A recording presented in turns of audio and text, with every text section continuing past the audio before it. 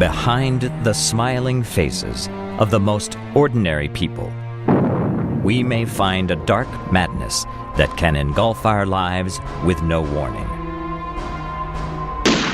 Rampage, Killing Without Reason, explores the terrible acts of the world's most notorious mass killers, who erupted into the headlines with a trail of death and destruction in their wake.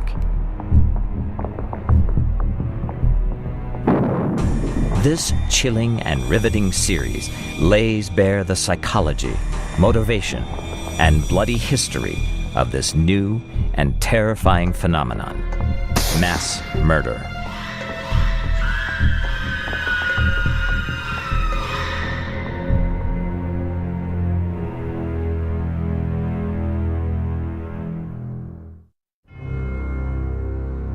On September 11th, 2001, Americans experienced the most despicable act of terrorism the world had ever seen. Over 3,000 people, 3,000 innocent people, were killed or wounded, sent to their deaths by mass murder.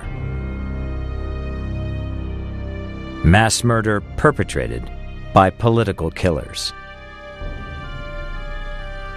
In a number of important ways, political killers are different from other mass murderers. They're not impulse killers. They plan their attacks well. They are usually intelligent. And except for suicide bombers, they don't want to get caught. They don't commit suicide after or during their killing rampage. Most political killers are homegrown. Homegrown mass murderers such as Oklahoma City bomber Timothy McVeigh and the Unabomber Ted Kaczynski. Political killers who are fighting an undeclared war.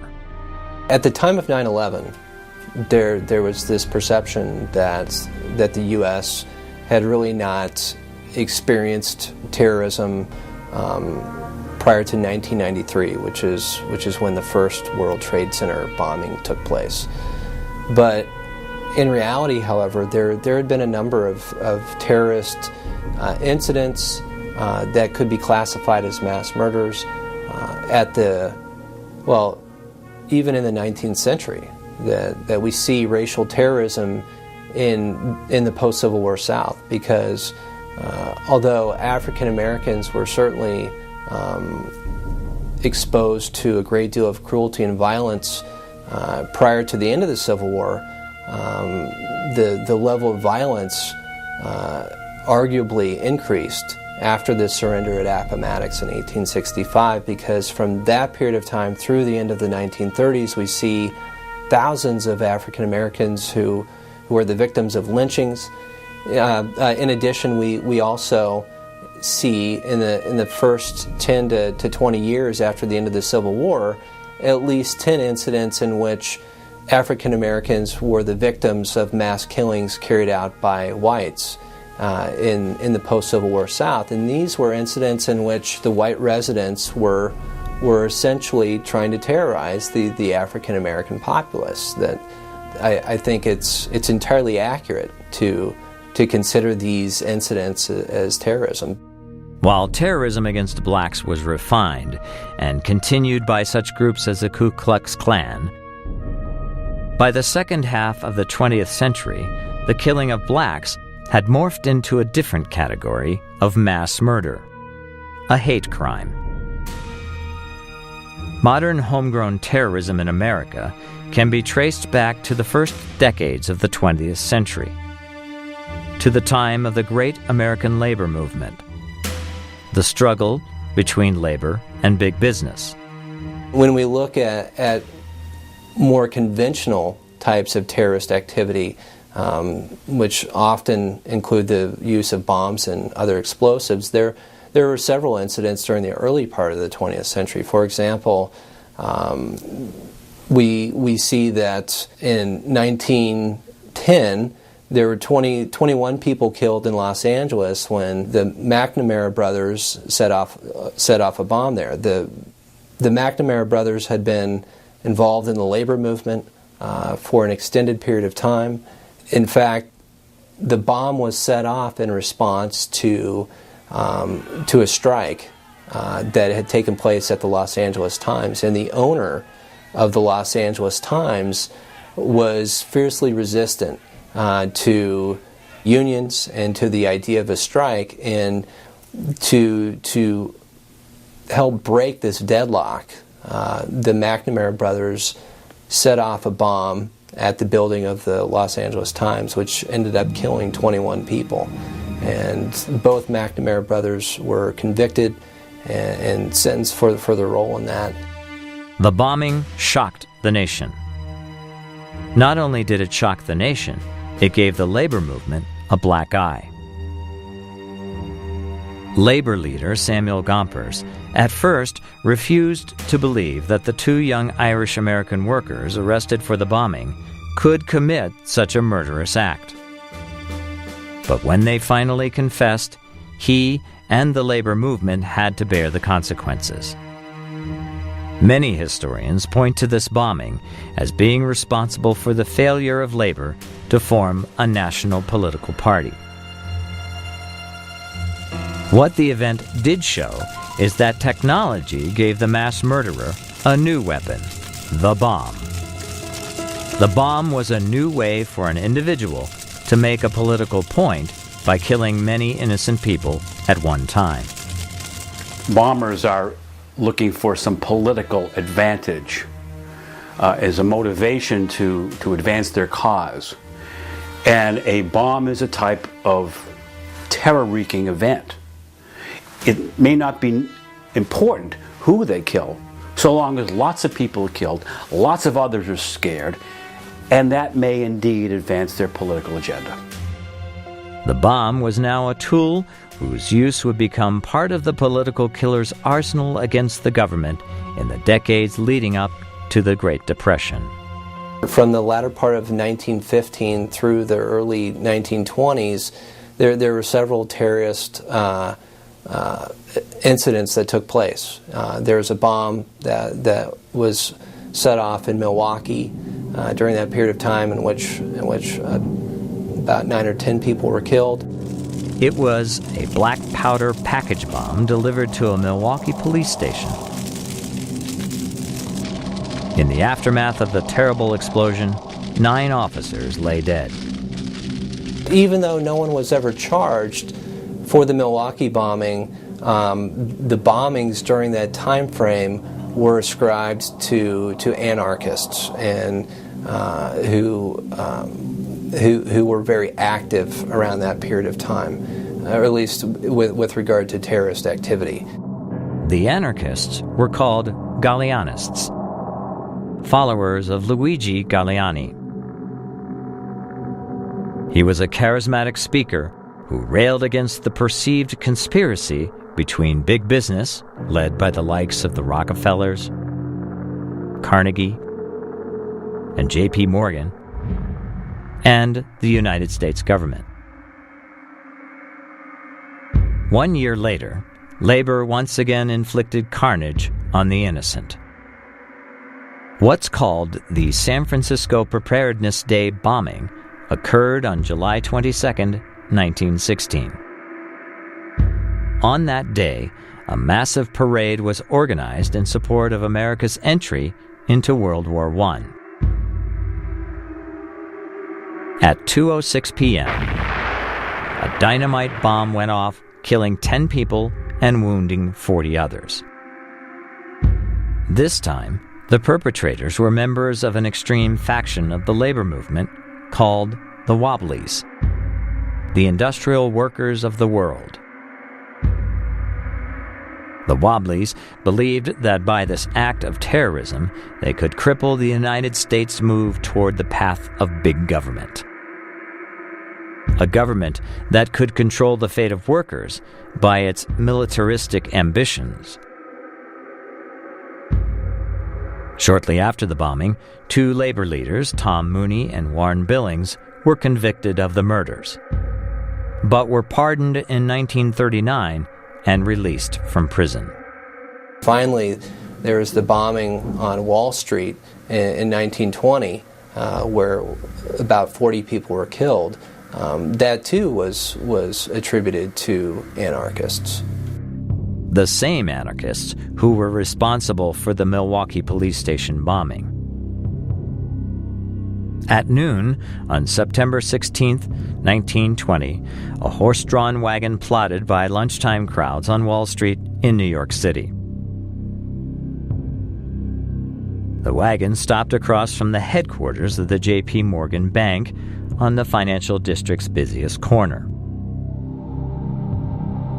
Inside the wagon were 100 pounds of dynamite and 500 pounds of heavy cast iron scrap. The bomb, exploded by using a timer-set detonation, sent the metal scrap tearing through the air. The horse and wagon were obliterated. More than 30 people were instantly killed. Many more were seriously wounded. The bomb mostly claimed the lives of workers, messengers, stenographers, clerks, and a few brokers, and caused over $2 million in property damage. Again, the Galleanists were suspected, but nobody was ever arrested or convicted. The horror of political mass murder was now part of the American scene. A scene which, as far as mass murder was concerned, was relatively quiet during the Great Depression and World War II. Then came the 1960s. They ushered in the era of anti-Vietnam War protests. Protests that had their extreme dark side. A dark side led philosophically by a group known as Weathermen. The Weathermen were homegrown terrorists who took an anti-government stance and used violence as their weapon. With a charismatic and articulate leadership that included Mark Rudd, Bernardine Dorn, John Jacobs, Bill Ayers, Terry Robbins, and Jeff Jones. Their revolutionary positions were characterized by anti-imperialist, feminist, and black liberationist rhetoric. As a group, it conducted a campaign of bombings through the mid-1970s. The Days of Rage, their first public demonstration on October 8, 1969, was a riot in Chicago timed to coincide with the trial of the Chicago Seven. In 1970, the group issued a declaration of a state of war against the United States government under the name Weather Underground Organization, or WUO. The bombing attacks mostly targeted government buildings, along with several banks. Most were preceded by evacuation warnings, along with communiques identifying the particular matter that the attack was intended to protest. For the bombing of the United States Capitol on March 1, 1971, they issued a communique saying it was in protest of the U.S. invasion of Laos. For the bombing of the Pentagon on May 19, 1972, they stated it was in retaliation for the U.S. bombing raid in Hanoi. For the January 29, 1975 bombing of the United States Department of State building, they stated it was in response to escalation in Vietnam. While no murders were ever pinned on the Weathermen, the same could not be said of other left-wing militant groups and individuals. When you think about mass killings where there was an anti-government component, not necessarily paramilitary, but anti-government, I think they fall into two categories. One category is we've got to get government out of our lives, separatist movement, truly anti-government in the broad sense. People who want to secede from the Union, people who may want to create their own currency. There's that. And then during certain periods of U.S. history,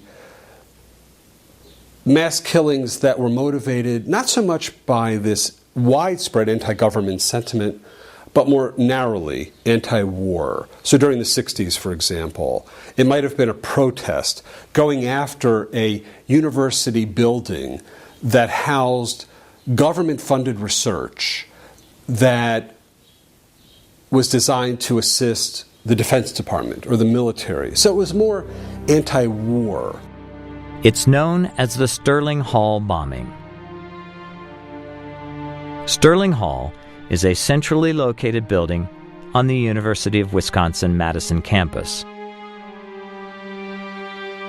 The bomb, set off at 3:42 a.m. on August 24, 1970, was intended to destroy the Army Math Research Center housed in the building. The bombers stole a Ford Econoline van and filled it with 2,000 pounds of ammonium nitrate and fuel oil. After the explosion, pieces of the van were found on top of an 8-story building 3 blocks away. The blast killed researcher Robert Fosnock, injured 4 others, and caused significant destruction to the physics department and its experiments. Neither Fosnock nor the physics department itself were involved with or employed by the Army Math Research Center. The perpetrators were identified as Carl Armstrong, the oldest of the bombers, his brother Dwight, who was 19 at the time of the bombing, 18-year-old David Fine, and 22-year-old Leo Burt, who disappeared forever after the bombing. The other 3 were eventually captured, including Dwight, who spent some time with the Symbionese Liberation Army. In the 1970s, you had a number of radical groups who committed crimes in pursuit of their political aims. But sometimes you had groups that really ended up doing nothing politically despite their protestations to that effect, and really were just after publicity, and that's something that they managed to obtain. In this case, you have a group like the Symbionese Liberation Army, or SLA, led by a man named Donald DeFries, who was an escaped convict who started the group to promote a number of very sort of loosely aligned leftist ideologies. He was anti-fascism, which he believed was represented by the American government. The first crimes they committed were the murder of the superintendent of schools in Oakland, California, and the wounding of an aide. 2 members of his group were arrested for this crime. To get his brothers freed from prison, a highly publicized kidnapping was deemed the way to obtain the kind of attention that would be necessary, and they kidnapped heiress Patricia Hearst, heir to the Hearst family fortune.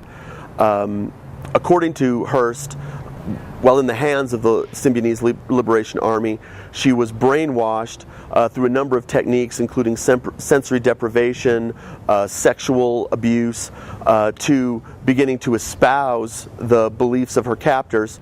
She was apparently extemporaneously extolling the virtues of the group within 2 weeks of her capture. She decided to stay and took the name Tanya, and then participated in a bank robbery near San Francisco, California, where her images were captured on the security cameras in the bank. Very iconic images of her hoisting a machine gun and yelling at the customers. During the course of this bank robbery, 1 customer was killed, and the Symbionese Liberation Army was on the run. They went to Los Angeles, California, where they found the going a little more difficult. They had trouble getting members, they had trouble finding places to stay, and while they were there, two members of the group went into a sporting goods store. One of them attempted to shoplift some socks and was captured. Seeing that members had been captured, Tanya, Patricia Hearst, opened fire with a machine gun at the front of the store, and all members escaped. They abandoned the van they escaped in, but unfortunately for them, they left evidence within the van which indicated the address of the safe house where the rest of the group was staying. This is one of the most widely publicized gun sieges in history, as the Los Angeles Police Department and SWAT teams had a gun battle with the Symbionese Liberation Army in which over 9,000 rounds of ammunition were expended. None of the rounds expended by the Symbionese Liberation Army hit anyone, but 5 members of the group were killed in that gun battle, while Tanya and 2 other members in a hotel room watched the events unfold on television. The remaining members moved back to San Francisco. There was a massive manhunt, and eventually Hearst was arrested. She almost immediately recanted her membership in the Symbionese Liberation Army, and while she was convicted of bank robbery charges, she was eventually pardoned by Bill Clinton. Nearly 20 years later, the next major terrorist attack, the next big political killing, which left 6 dead and over 1,000 wounded, happened in the heart of New York City. By the 1990s, America had recovered from its military failure in Vietnam. Its stature as a great world power had been restored by the military's phenomenal success in Gulf War I. A war that left it with a major military presence in the Middle East. A presence that was a religious affront to Islamic extremists. Extremists who would use terror tactics to fight back. On February 26, 1993, 2 Islamic terrorists, Ramzi Youssef and Ayad Ismail, drove a yellow Ryder van filled with explosives into the underground garage of the World Trade Center's North Tower. They were members of the world's most brutal and heinous terrorist network, Al-Qaeda. Men and women who do not care at all about human life. Murderers who care only about their twisted political ideals and their killing agenda. When the 1,500-pound bomb exploded shortly after noon, it gouged a 100-foot crater through 4 sublevels of solid concrete and sent tons of smoke swirling through the tower. The entire building was shut down. Nothing worked. But, miraculously, the building did not fall. And the murder of thousands of innocent men, women, and children, hoped for by these callous and bloodthirsty killers, did not happen. For the moment, America was spared an appalling, deadly attack. However, the next great political killing would not occur in the big cities on the east and west coasts, but far away in America's heartland. On April 19, 1995, the worst homegrown terrorist attack in American history occurred. Using a truck bomb, reminiscent of the 1970 Sterling Hall bombing, Timothy McVeigh killed 168 innocent people, including 19 children in Oklahoma City, Oklahoma. When people think of terrorism, they think of the Middle East. They think of Al-Qaeda. They think of Osama bin Laden. And yet, the vast majority of violent terrorist acts in this country are homegrown. They come right from American citizens who have some axe to grind. They blame the United States government. They believe that that our constitutional rights are being eroded, and they decide that they're going to take it to the margins and use violent methods in order to make their statement. So in 1995, Timothy McVeigh killed 168 men, women, and children at a federal building in Oklahoma City. It turned out that McVeigh was a member of a militia group, and at that time civilian militia groups were pretty important in this country. They had sprung up especially during the 1980s when we had a deep recession.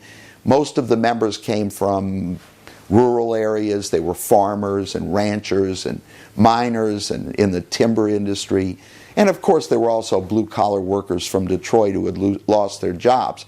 But a lot of people in rural areas felt ignored, and they had lost their ranches and their farms, and they joined these civilian militia groups in order to fight back. They blamed the federal government. They sincerely believed that communists had already taken over the White House, and they were going to save our constitutional rights. And so McVeigh was part of that movement. Timothy McVeigh was born in 1966 in Lockport, New York. Like many other mass murderers, he was bullied in school. His fantasy life was filled with revenge against his bullies. Any bullies. He was even quoted as saying the U.S. government was the ultimate bully. Smart and computer savvy, he joined the Republican Party and became a passionate member of the NRA. Rejecting his family's faith, Catholicism, he said science was his religion. At the age of 20, he joined the Army and served with distinction during the First Gulf War. Returning to Fort Riley in Kansas, he met fellow conspirator and political killer Terry Nichols. In 1992, McVeigh left the Army and 1 year later was spotted at the Waco slaughter of the Branch Davidian Order. At the scene, he distributed pro-gun rights literature and inflammatory bumper stickers such as, "When guns are outlawed, I will become an outlaw." The government is afraid of the guns people have because they have to have control of the people at all times. Once you take away the guns, you can do anything to the people. You give them an inch, and they take a mile. I believe we are slowly turning into a socialist government. The government is continually growing bigger and more powerful, and the people need to prepare to defend themselves against government control. Soon, McVeigh became part of the growing militia movement that was spreading throughout the country. A militia movement that had a strong presence in and around Michigan, where Terry Nichols lived. By 1994, Timothy McVeigh announced to his friends that he had progressed beyond propaganda and was ready to take action. At first, he thought of individual assassination, targeting then Attorney General Janet Reno. But he rejected that in favor of making a big statement by bombing a federal building. On April 19, 1995, McVeigh drove a rental truck filled with ammonium nitrate and fuel oil to the front of the Alfred P. Murrah Federal Building in downtown Oklahoma City, set 2 timers, and ran to his getaway car. At 9:02 a.m., the massive truck bomb exploded, destroying the building. Upon capture, McVeigh showed no remorse. He said, "To these people in Oklahoma who have lost a loved one, I'm sorry, but it happens every day. You're not the first mother to lose a kid or the first grandparent to lose a grandson or granddaughter. It happens every day, somewhere in the world. I'm not going to go into that courtroom, curl into a fetal ball, and cry just because the victims want me to do that. Curiously, at one point, McVeigh and his co-conspirator, Terry Nichols, were housed in the same cell block as Ted Kaczynski and Ramzi Youssef in the Florence, Colorado Federal Supermax Security Prison.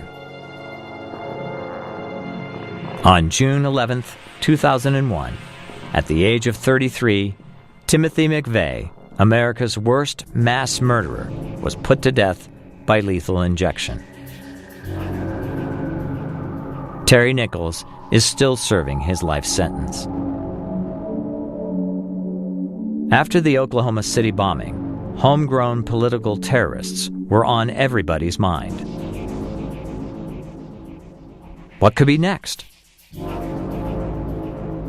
Who would be the next political killer? The next individual mass murderer?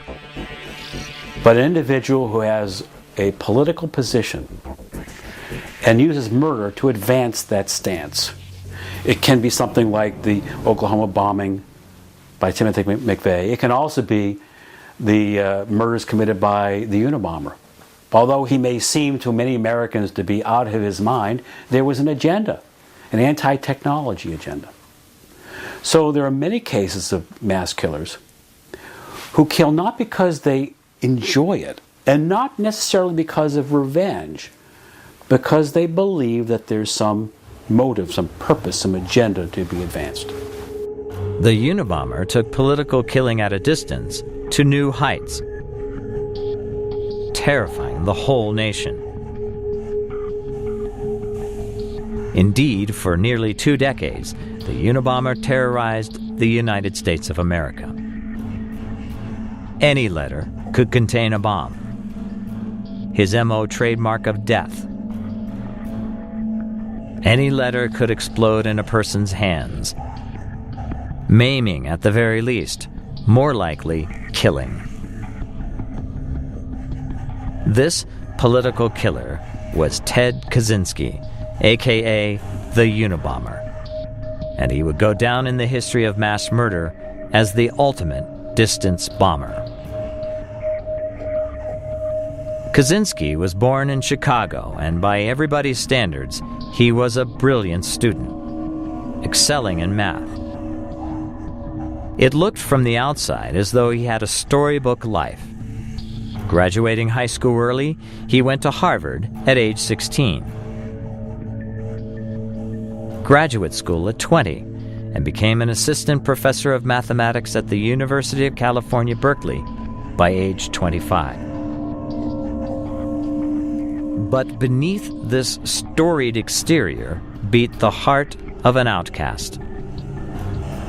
At an early age, he preferred to play alone, and his mother even worried he suffered from autism. Years later, at Harvard, he unwittingly participated in a covert CIA mind control and chemical interrogation research program dubbed MK Ultra. Some believe that the project left him unbalanced and caused Kaczynski to become the Unabomber.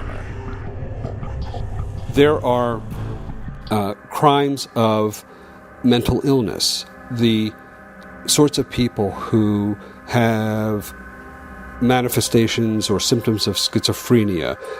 There's a lot of speculation that Ted Kaczynski suffered from schizophrenia, and that there's a link between his mental illness and his activities as the Unabomber. Whatever happened to the young man, Kaczynski's storybook life collapsed in 1969. He quit Berkeley and 2 years later went to live in a remote cabin in Montana. It was from here he began his letter campaign of death in 1978. The bombs looked like ordinary packages that anyone might receive. The first was sent in May 1978 as a, quote, return package to engineering professor Buckley Christ at Northwestern University. Christ, suspicious that the handwriting on the return was not his own, called campus security. When Officer Terry Marker opened the package, it exploded, injuring his left hand severely. In all, 16 bombs were sent, injuring 23 people and killing 3. Some believe Kaczynski gained no psychological satisfaction from his killings, that he was just a misguided idealist. But Dr. Jack Levin has a different take on this ultimate distance killer. People say that Kaczynski was a misguided man who really only wanted to save us from ourselves. You know, he was sort of a high-tech Robin Hood.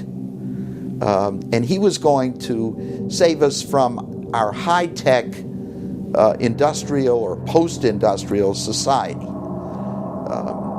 Well, I don't buy it. I think he loved killing. And he had an IQ that permitted him to write a 33,000-word manifesto that was published in the Washington Post. He had the opportunity. He was holed up in a cabin in Montana for 2 decades, and he wrote a manifesto that, in my view, was just nothing more or less than a well-crafted justification for his killing spree. He loved to kill. He could never admit that to anyone else, but that, I think, is the bottom line here. The FBI pulled out all the stops to find the Unabomber. Before he was identified and captured, the name came from the FBI's shorthand designation of the case as Unabomb, standing for University and Airline Bomber. The press picked it up and began using Unabomber when referring to this letter-wielding political killer. The Unabomber was finally caught after the Washington Post published his 33,000-word rambling manifesto against technology. The style of writing was recognized by Kaczynski's brother, who tipped off the FBI. The ultimate coward in mass murder, the Unabomber, was arrested on April 3, 1996, 1 year after Oklahoma City, and is now serving a life sentence at the federal Supermax prison in Florence, Colorado. Interestingly, Dr. Jack Levin, one of the 2 men who wrote the defining book on mass murder, believes the most heinous and perplexing of the school slaughters, the 1999 killing of 13 innocent people at Columbine High School in Colorado, believes that Dylan Klebold and Eric Harris's actions were a case of homegrown terrorism. You know, in a sense, the Columbine massacre was an act of terrorism. I know we don't want to think of 2 high school students killing their classmates and their teachers as an act of terrorism. Doesn't sound right. We want to think of politics. And yet, when the police found the diary of one of the killers, Harris, in the diary he had written that the 2 of them, Harris and Klebold, had wanted to blow up the school. And then they intended to hijack a plane and fly it into the New York City skyline. So if they had had the chance, they would have looked a lot more like the terrorists on 9/11. Fortunately, they didn't get that chance. Dr. Rick Reamer disagrees.